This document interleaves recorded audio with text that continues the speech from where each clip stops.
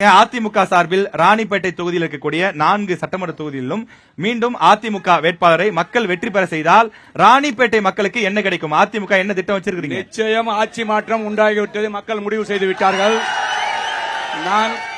நாங்களோ எங்களுடைய கூட்டணியோ இங்கு வெற்றி பெற்றவுடன் அதற்கு இங்கு உள்ள மாங்காடு, இருங்கூர், புதுப்பாடி, அரப்பாக்கம், அரும்பாக்கம், கனியனூர், மூஞ்சூர்பட்டு, சாத்தூர் இந்த பகுதியிலே அதை உயர்கல்வியை மேல்நிலை பள்ளியாக மாற்றி +1 +2 கொண்டு வர முயற்சிப்போம்.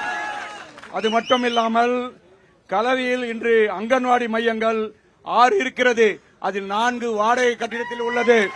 அதை நாங்கள் அரசு கட்டிடமாக மாற்றி அமைப்போம். அது மட்டும் இல்லாமல் ஆட்சி அமைந்தவுடன் இன்றைக்கு காவேரி பாக்கத்தில் இருந்து NH இருந்து திருப்பார்கடல் வழியாக பிரம்மதேசம் இணைப்பு சாலை அது செய்யார் வழியாக திண்டிவனம் பாண்டிச்சேரி செல்வதற்கான வழிவகை செய்யப்படும். அது மட்டுமில்லை, கடந்த 10 ஆண்டுகளாக நிறைவேற்றப்படாது இருக்கும் அந்த கல்லூரி நிச்சயம் எங்கள் ஆட்சி அமைந்தவுடன் அது கட்டித்தரப்படும். விழாப்பாக்கம் அரசு மருத்துவமனை இன்று விழுந்து போகும் நிலையில் உள்ளது. அங்கே நான் சென்றேன். அந்த மருத்துவமனை இன்றும் செயல்பட்டுக் கொண்டிருக்கிறது. ஒரு கருத்து சொல்லிடுறேன். புதுசா பில்டிங் கட்டிட்டு இருக்காங்க. 40 வருஷம் கழிச்சு பில்டிங் அவர் பார்க்கல போல. அது நாங்கள் திறப்போம். அது மட்டுமில்லை, அதாவது அங்க போய் சரியா பார்க்கறத கருத்து நான் சொல்றேன். Okay sir. பதிவு செய்யப்பட்டது. கலவையில் மாம்பாக்கம் கலவையில் ஆரம்ப சுகாதார நிலையங்கள் தரம் உயர்த்தி நடவடிக்கை எடுப்போம். அது மட்டுமில்லை, கலவையிலே கூட்டு குடிநீர் அம்ருத் கூட்டு குடிநீர் திட்டத்தை கொண்டு வருவோம். கனியம்பாடியிலே அமிர்தியிலே தடுப்பணை கட்டி சுமார் 24 கிராமங்கள் பயன்படும் வகையிலே செப்பனை செய்வோம். அது மட்டுமில்லை, கனியம்பாடியிலே ஈரோடுக்கு இணையாக மஞ்சள் விளைகிறது.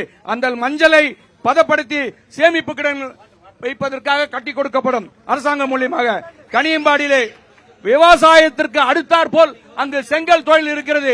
அந்த விவசாயிகள் இப்பொழுது தெரிந்தும் தெரியாமல் மண் எடுக்கிறார்கள். அது அரசு மூலியமாக மண் எடுப்பதற்கு வழிவகை செய்து கொடுப்போம். அது மட்டுமில்லை, ஓகே சார். 30 செகண்ட்ஸ். ஒரே நிமிஷம். ஆற்காடு பகுதியிலே தென்மை வாய்ந்த ஒரு பச்சைக்கல் மசூதி இருக்கிறது. பச்சைக்கல் குளம் இருக்கிறது. அந்த இஸ்லாமியர்கள் ஒத்துழைப்போடு